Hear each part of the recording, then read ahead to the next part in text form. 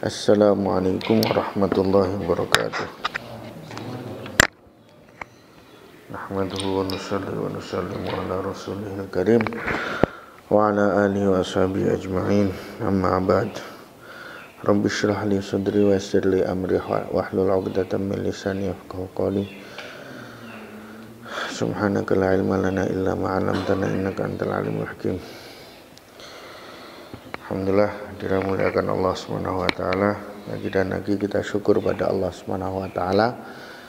Allah taala masih sampaikan kita pada saat ini dengan sentosa tanpa ada kekurangan suatu apapun, dengan keadaannya masing-masing tentunya. Hari ini kita sudah bukan lagi hari yang pertama dari 10 hari terakhir, sudah menginjak beberapa hari. Maka ini adalah ya detik-detik untuk kita gunakan dengan sebaik-baiknya dalam amal. Karena kita mau gunakan untuk amal juga akan hari itu akan berlalu, tidak digunakan untuk amal juga hari akan berlalu. Hari akan habis. Nanti maghrib, mau kita gunakan untuk amal ya nanti akan maghrib, mau kita tidur terus ya nanti akan maghrib. Demikianlah waktu itu akan berjalan terus, nanti tiba-tiba sudah selesai, sudah habis. Terutama yang ingin saya sampaikan kepada kita semua, terutama kepada para alumni, kawan-kawan santri, bagaimana salah satu sifatnya bulan Ramadan itu adalah bulan kasih sayang, bulan kepedulian. Bahkan termasuk hikmahnya kenapa kita diperintahkan puasa itu kan supaya kita merasakan apa yang dirasakan oleh fuqara dan masakin, kemudian timbul kepedulian kita kepada mereka. Maka bagaimana kita bisa memupuk kepedulian ini, terutama pada masa-masa sekarang ini yang secara umum itu semua orang berada dalam kesulitan, kepayahan. Terutama lagi banyak sekali kawan-kawan kita yang terkena musibah sehingga terpaksa dikarantina, menjalani isolasi, baik isolasi mandiri maupun isolasi di tempat isolasi. Akhirnya yang jelas hal ini sangat mengurangi keleluasaan mereka untuk memenuhi keperluan-keperluan mereka. Bahkan ada yang sampai terhalang sama sekali. Sehingga ini akan menjadi satu kesulitan yang tidak sedikit mereka untuk bisa memenuhi keperluannya. Maka inilah saatnya mari kita ini untuk melihat ke sekeliling kita. Ada enggak orang-orang yang dalam keadaan kesusahan seperti itu? Terus kita bantu mereka. Ya sekemampuan kita. Saya kemarin mendengar Kargozari bahwa ternyata ini Kargozari memang di Jakarta, yang ditempatkan di rumah sakit khusus untuk virus itu, banyak yang depresi itu. Depresinya bukan karena merekanya, tapi ketika mendengar kabar dari rumahnya. Jadi kabar yang di rumah yang terkena ya macam-macam, namanya orang lagi kena musibah kan, akhirnya macam-macam juga yang terjadi, sampai ada yang dikucilkan, ada yang begini. Nah ini akhirnya mereka mendengar kabar itu jadinya depresi, jadinya stres. Nah maka bagaimana kita dengan sekemampuan kita bisa membantu mereka, tentunya dalam batas-batas yang diizinkan oleh syariat dan diizinkan oleh peraturan pemerintah. Ya, jangan ngawur. Ngawur itu nanti jadinya bukan menyelesaikan masalah, malah nambahi masalah. Nah, tapi bagaimana kita bisa, ya, misalnya keluarga yang ditinggal, makanya dengan membawa mahram kalau memungkinkan untuk berkunjung. Kalau tidak mungkin ya nggak usah berkunjung. barangnya saja yang sampai. Namun kita menunjukkan kepedulian itulah yang penting. Ya. Maka saya sangat menganjurkan sekali, terutama ini terus terang di kalangan alumni kita banyak sekali juga yang terkena. Kemudian di kalangan orang-orang dakwah pun sekarang banyak yang sedang terkena musibah. Maka bagaimana kita bisa peduli kepada mereka semua. Namun ya jangan hanya cuma ini tok. Ya semua, baik di alumni atau bukan, orang dakwah pun bukan, karena ini kena musibah yang sama, maka bagaimana kita bisa membantu mereka lah, meringankan beban mereka. Ini bulan Ramadan itu sangat erat sekali kaitannya dengan peduli, dengan berbagi kepada sesama. Sampai disyariatkan zakat fitrah, bahkan digantungkan ya kan puasa kita ini dengan zakat fitrah. Zakat fitrah itu intinya apa kan? Intinya bagi kan, biar semua orang itu kan bisa merasakan apa? Yang sama gitu. Makanya zakat fitrah itu sampai seluruh jiwa wajib untuk membayarnya. Bukan cuma orang dewasa saja, anak-anak sampai yang bayi, yang masih bayi baru lahir saja, yang sudah bahasanya menangi bagian dari Ramadan dan bagian dari Syawal, maka wajib dibayarkan zakat fitrahnya.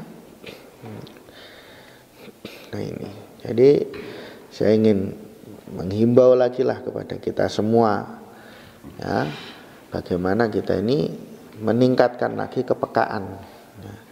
Ya sekemampuan kita, bukan untuk takaluf memaksakan, sekemampuan kita. Siapa tahu dengan kepedulian kita tadi, dengan kita saling membantu sesama tadi, Allah Ta'ala ridho, Allah Ta'ala suka kepada kita, sehingga Allah Ta'ala percepat diangkatnya bala ini dari kita semua.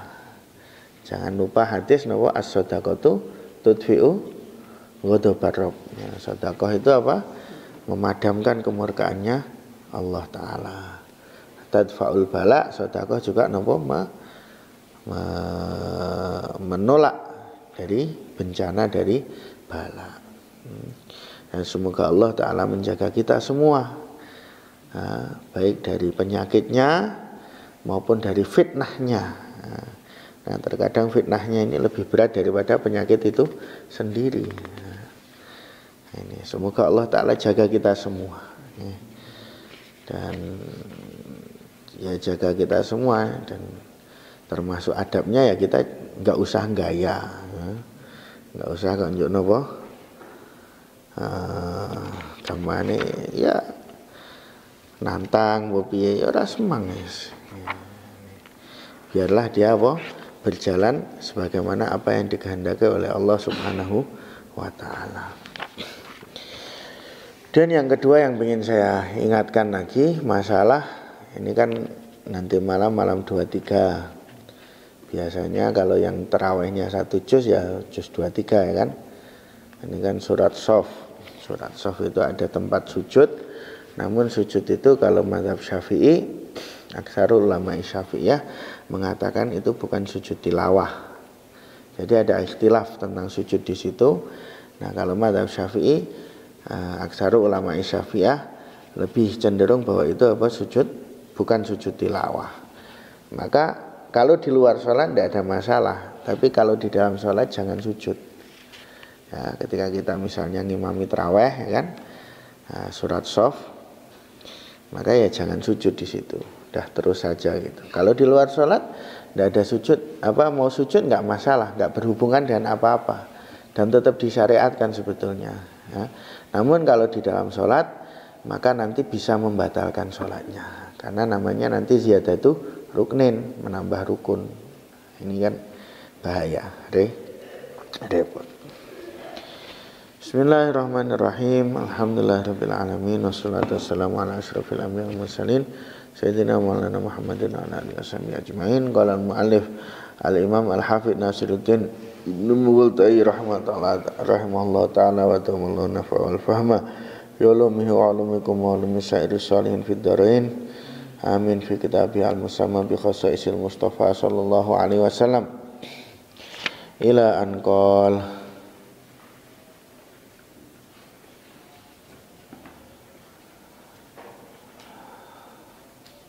wa idza labisa lan ari kalane nganggo sapa kanjeng Nabi lak matahu ing baju besine kanjeng Nabi la yazau mongko ora kena melepas sapa kanjeng Nabi ha ing lakmah hatta yalqa sing bertemu sapa Nabi al adwa ing musuh wa idza syara alan ari kalane mulai sapa Nabi fitatawuin ing dalam sunnah lazim mongko wajib ing Nabi apa itmamuhu nyempurnaake tatawu. Termasuk dari khususiahnya Nabi SAW itu apa?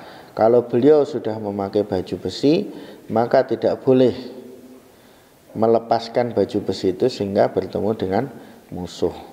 Nah, ini seperti terbukti di dalam perang Uhud. Jadi dalam perang Uhud seperti kemarin sudah sempat saya singgung, sebetulnya di situ ada dua pendapat. Pendapat Rasulullah SAW sendiri dan para sahabat-sahabat yang sepuh yang pengalaman, lebih baik musuh ini kita hadapi di dalam kota Madinah saja. Karena dengan kita menghadapinya di kota Madinah, ini kita mempunyai kesempatan untuk mempersiapkan pertahanan dengan lebih rapi, mempersiapkan jebakan-jebakan. Namun sahabat-sahabat yang muda, yang semangat, ya kan, ngejos gampang nih bahasa kita. Itu wah jangan gitu, itu kayak kurang jantan, kita maju saja, kita song-song mereka di luar. Nah, dan mereka itu karena semangatnya menggebu-gebu itu memaksa. Akhirnya Rasulullah SAW pun ngalah. Ya sudah, kita song-song mereka di Uhud. Maka kemudian Nabi pun masuk memakai baju besinya. Kemudian beliau mulai keluar. Nah, ketika beliau tengah memakai baju besi tadi, maka sebagian sahabat bilang, waduh, nampaknya kita sudah memaksa Rasulullah ini, dan Rasulullah nampaknya kurang seneng sebetulnya dengan usul kita. Cuma karena kita memaksa terus, ya akhirnya beliau ngalah sama kita. Nah, ini jangan-jangan nanti jadi kurang bagus. Nah, maka ketika Rasulullah keluar, mereka pun yang muda-muda tadi mengatakan, ya Rasulullah, sudahlah kita ikut saja usul jenengan tadi, untuk kita song-song mereka di dalam kota saja. Namun Rasulullah SAW bersabda, tidak layak bagi seorang Nabi untuk menanggalkan baju besinya kecuali sampai dia bertemu dengan musuhnya.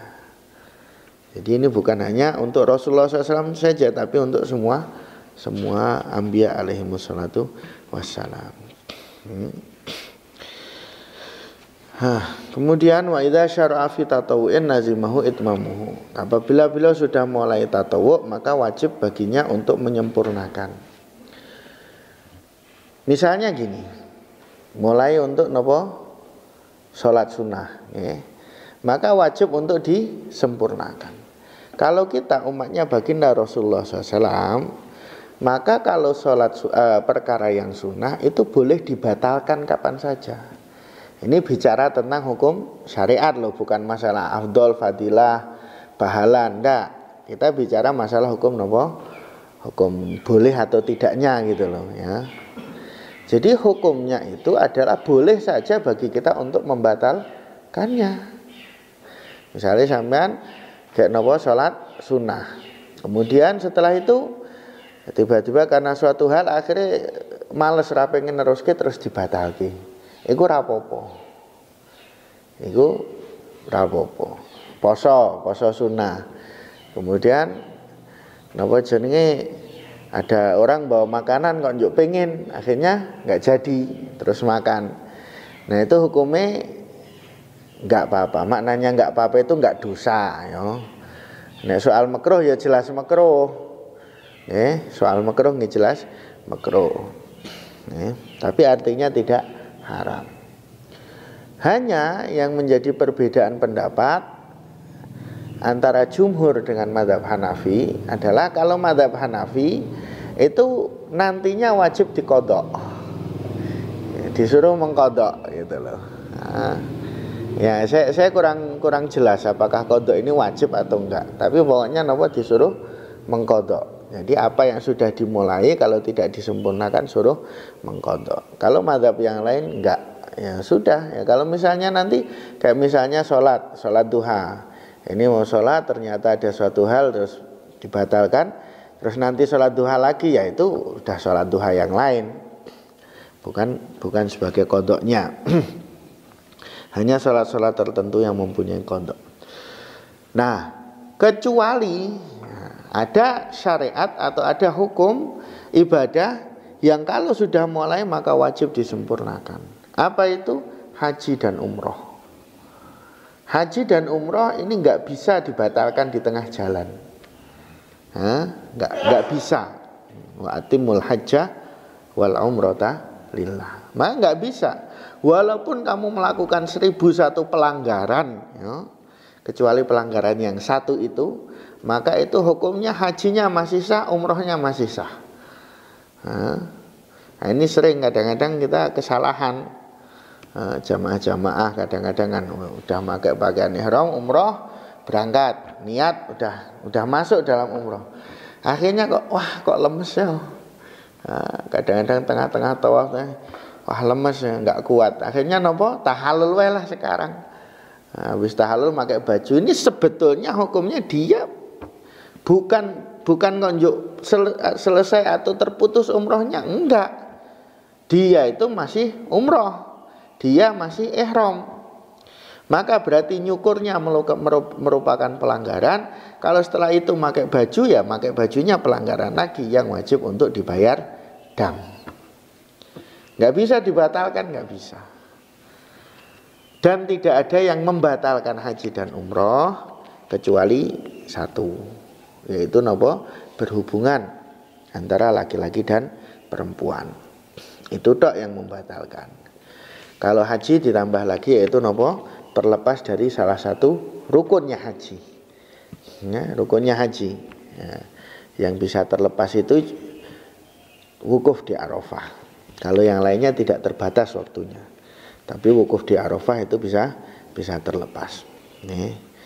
Nah, kalau batal bagaimana? Misalnya seorang umroh batal atau haji batal, hukumnya bagaimana? Ya, dia wajib mengqadhanya, walaupun umroh atau hajinya sunnah. Ya. Orang haji sunnah, terus batal ya gara-gara melanggar yang tadi itu, ya pelanggaran berat tadi itu. Maka bagaimana hukumnya? Wajib hukumnya dia tahun depan faur untuk nopo mengqadhanya. Nah, kalau hajinya wajib gimana? Misalnya haji nopo? Rukun Islam, ya kan? Haji rukun Islam. Terus batal dengan pelanggaran tadi. Maka berarti sekarang dia punya beban berapa? 2, bukan 1. 1 haji rukun Islamnya, yang kedua haji qadhanya. Ya.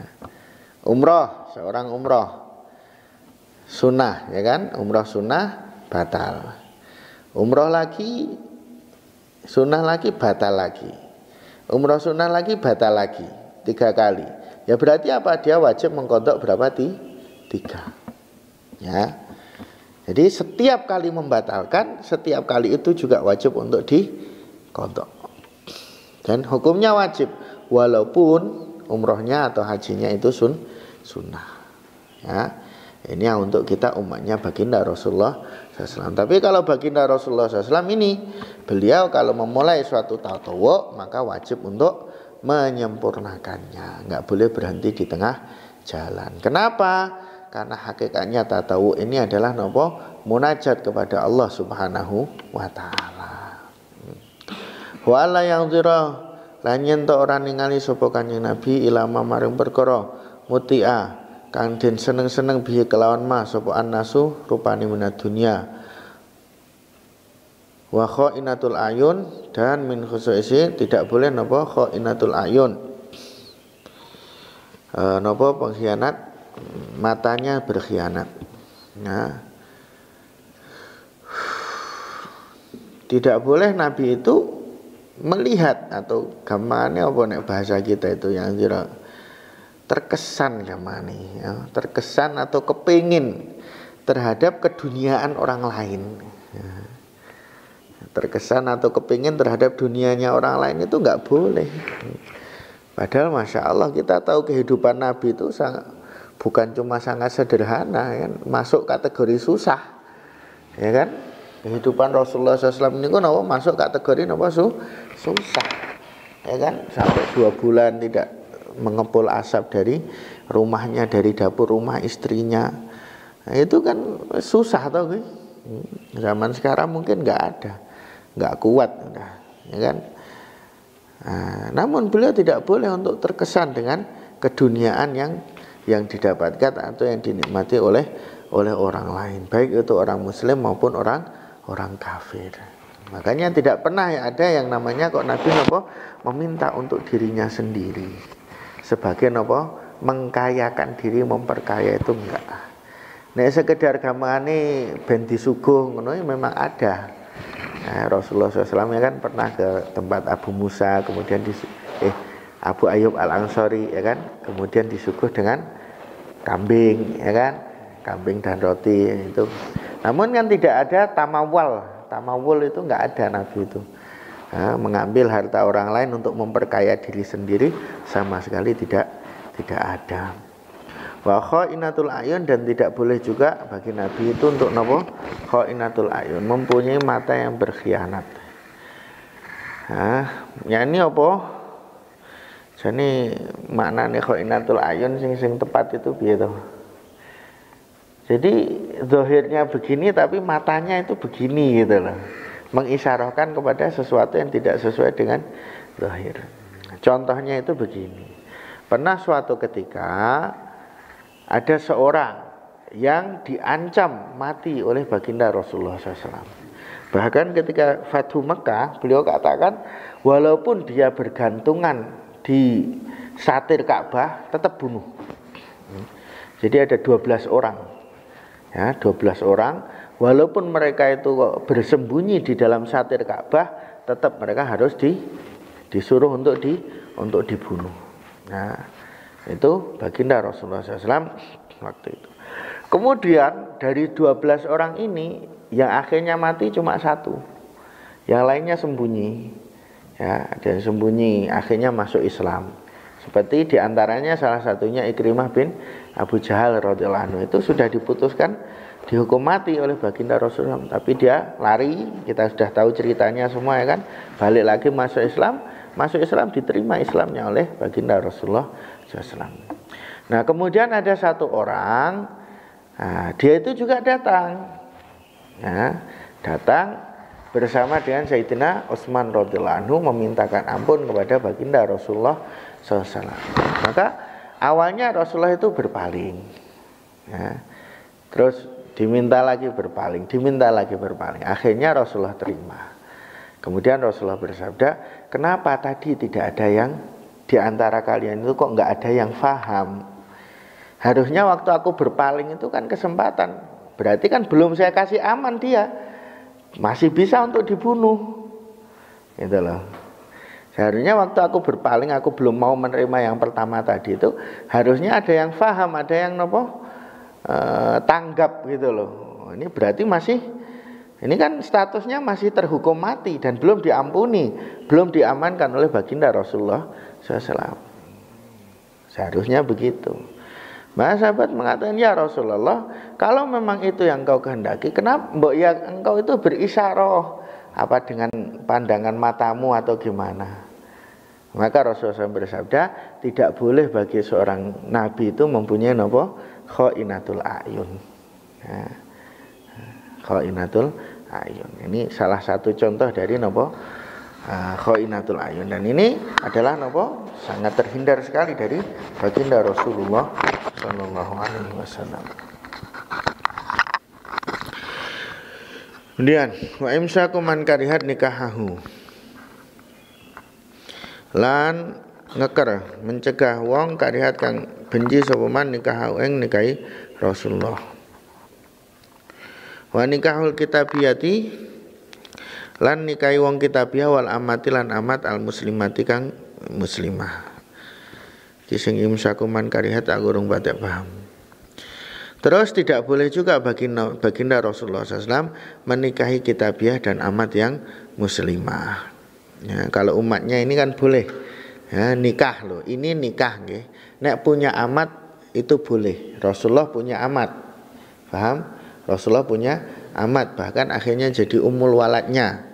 Menurut sebagian pendapat sebagian ulama, Sayyidatina Maryah Al-Qibtiyah itu adalah merupakan ummu walad. Jadi amatnya Rasulullah yang akhirnya melahirkan putra bagi Rasulullah SAW. Sebagian lagi mengatakan beliau adalah istri baginda Rasulullah SAW.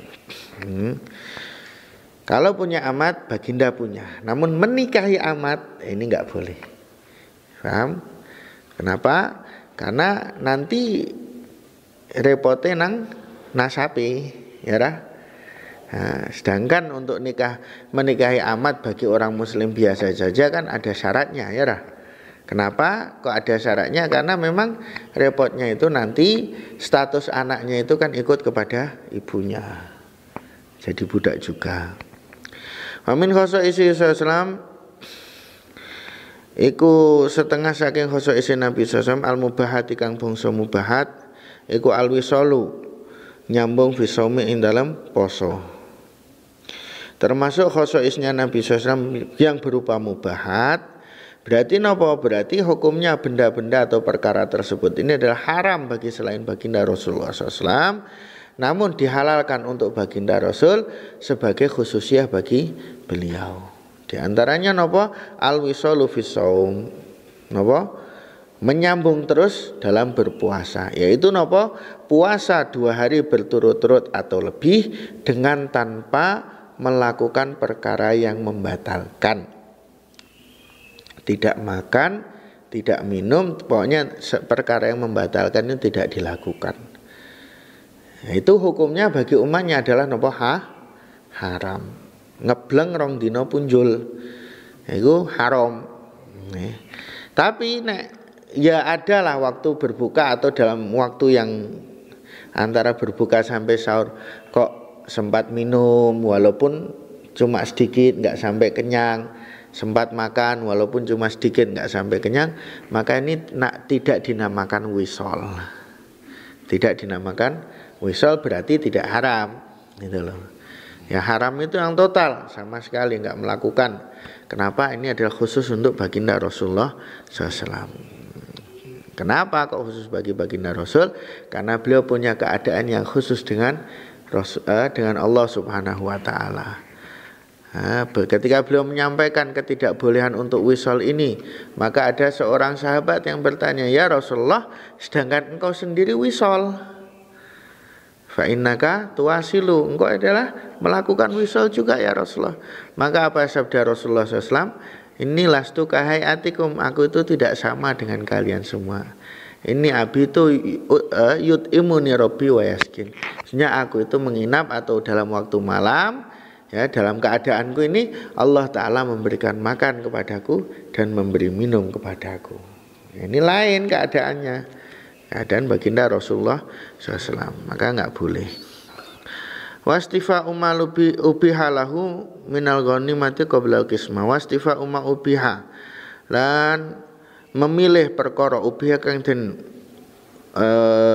perbolehkan den wenangake apa malahu kedue nabi minal ghanimati rupane saking ghanimah qabla al-qismati ing sadurunge pembagian. Jadi aslinya ketika kita telah memenangkan suatu pertempuran misalnya, kemudian telah ada ghanimahnya, maka ghanimah ini enggak boleh diambil sebelum dibagi.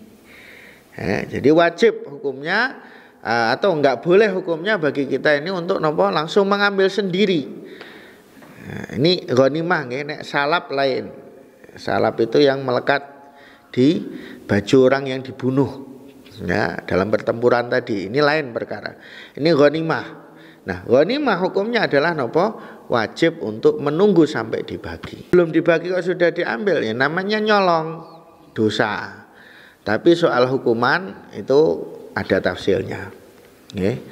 Tapi hukumnya intinya nopo? Dosa. Ya, disebut sebagai nuhbah kan.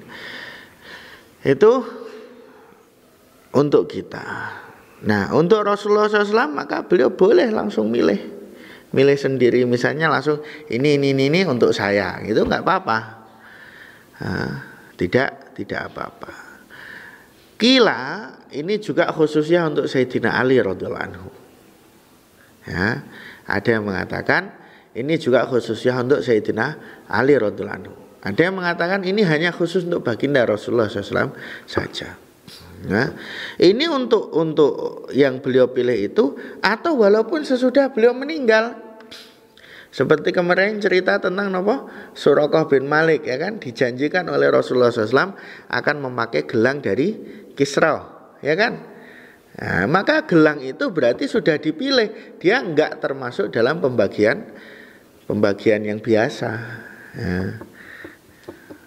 Tidak termasuk dalam pembagian yang biasa. Atau seringkali itu banyak, ada beberapa momen ya di mana ada sahabat meminta kepada Rasulullah SAW, ya kan, nah, nanti akan dibuka kota ini, ya, sahabat langsung bilang, ya Rasulullah kalau dibuka nanti, ya waktu itu kan ada orang yang terkenal kecantikannya di kota itu.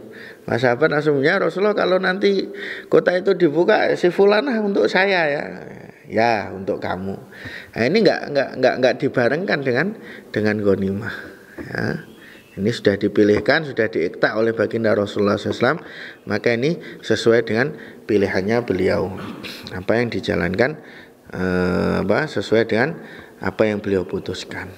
Ini merupakan khususiyah dari baginda Rasulullah Sallallahu Alaihi Wasallam. Semoga Allah Subhanahu Wa Taala memberi kefahaman kepada kita semua dan memberikan kepada kita kecintaan, kerinduan kepada baginda Rasulullah Sallallahu Alaihi Wasallam. Ala hadiniyah wa likulli niyatin shalihah syamilah wa li hifzi wa li inayah wa ri'ayah wa barakatuh.